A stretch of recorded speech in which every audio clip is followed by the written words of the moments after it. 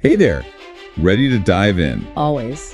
What are we looking at today? Today it's Julio César Chávez. The champ. Yeah, and it seems like our listener wants to go deeper than just the boxing. Beyond the gloves, huh? Exactly, they send over a whole stack of articles and excerpts. Really want to understand the man. I get it. The guy's life is fascinating. So our mission, should we choose to accept it, is to uncover those untold stories. The struggles, the triumphs, everything that made Chávez who he was. Sounds like a plan. Where should we start? Let's rewind all the way back to his childhood. Okay, so picture Ciudad Obregón, Mexico, 1962. Not exactly a life of luxuries. No, not at all. Yeah. We're talking poverty. A cramped house, a huge family, often struggling to even put food on the table. That must have been rough. It was. And, that hardship, it really shaped Chávez. It became the fire that fueled his ambition. Boxing was the way out. Exactly. A chance at a better life. And he started young, turned pro at 17 in 1980. Wow, 17. That's incredible. It is, but it wasn't all smooth sailing. Even early on, he faced challenges. Like what?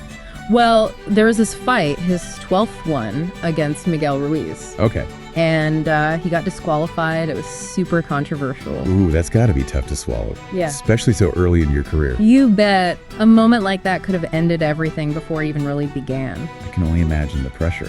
But here's the thing about Chávez. He didn't give up. His manager fought tooth and nail to get that decision reversed. And they did. They did. It shows you the kind of determination this guy had, even as a teenager. That resilience, that unwavering will to win, it became his trademark.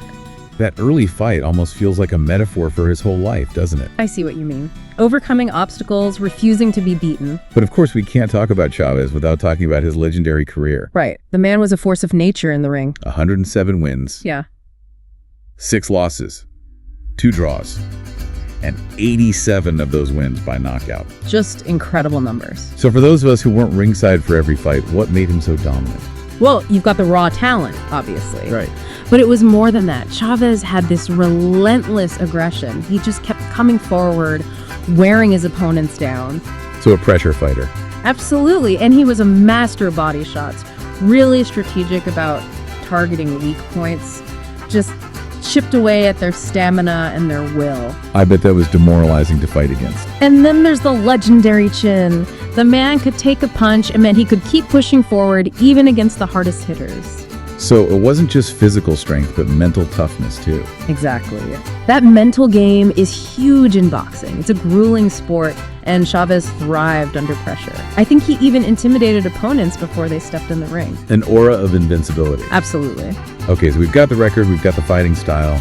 But what about those standout moments, the fights that cemented his place in history? Oh, there are a few. Tell me about them.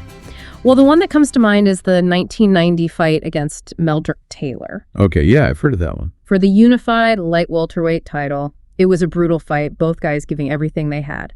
And then in the 12th round, just seconds left on the clock. Come on, don't leave me hanging. Chávez lands a knockout punch, secures the win. That's amazing. Last-minute victory. And there was actually some controversy about the stoppage. Some people thought Taylor could have kept going. Really? Yeah, which just adds to the legend, right? Definitely makes it a more memorable fight. It was a defining moment for Chávez, put him among the all-time greats. And it wasn't just boxing fans who were captivated, right? Well, not at all. He became a cultural icon, especially in Mexico. A national hero? Exactly.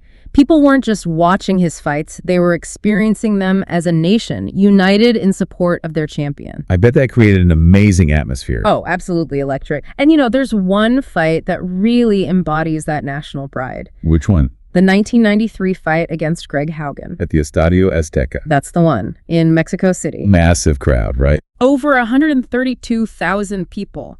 Biggest audience ever for a boxing match. Wow. Just try to picture that energy. It was more than a sporting event. It was a phenomenon. It sounds like a scene out of a movie. It's easy to get caught up in those victories, the record-breaking crowds, the image of the champion.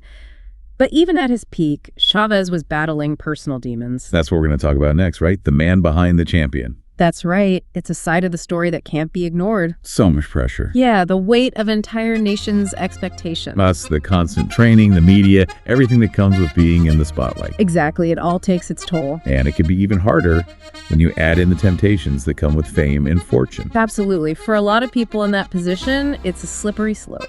In Chavez's case, that slope led to addiction.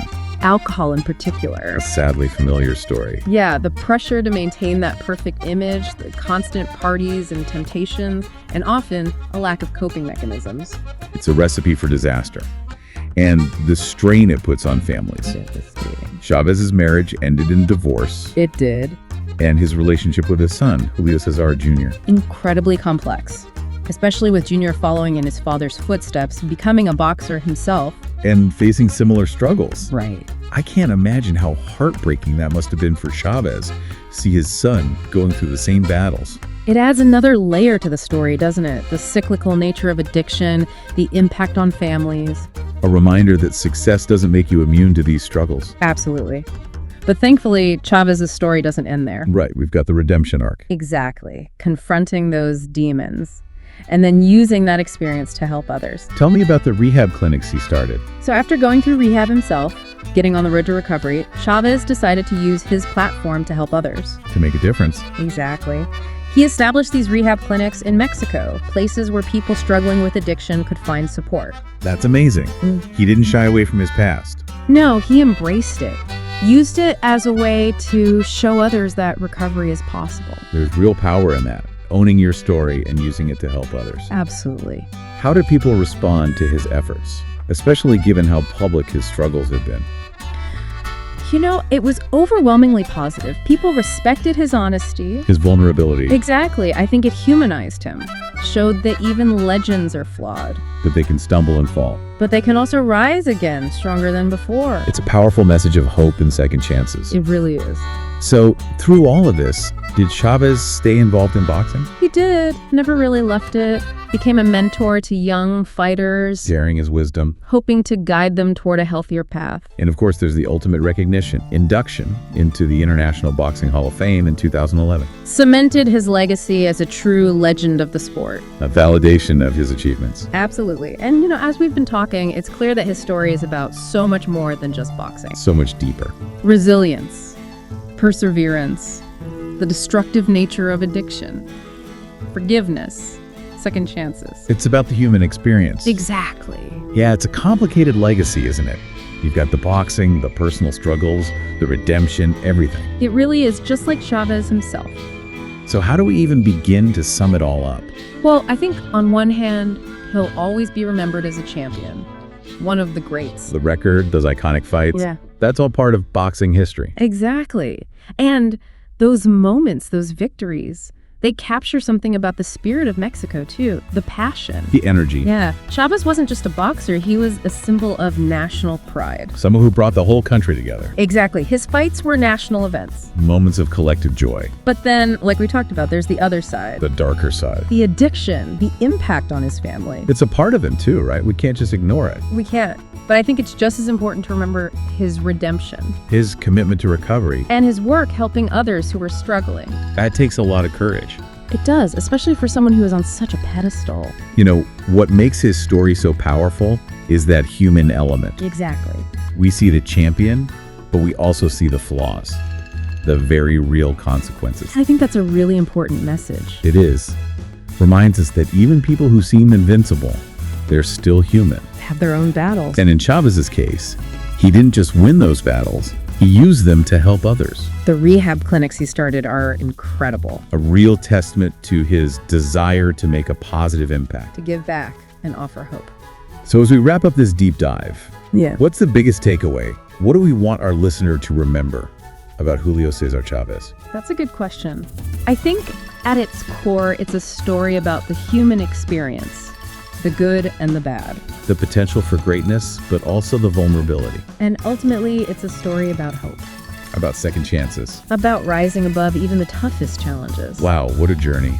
It's been incredible to explore his life with you today. I agree. And you know, if our listener is still curious, I encourage them to keep exploring. Watch some documentaries. Read his autobiography. Keep learning and thinking about what resonates with you. What aspects of his story stand out to you? What lessons can you apply to your own life? It's been a privilege to take this deep dive with you all. Until next time, keep exploring and keep seeking out those untold stories that remind us of the power of the human spirit.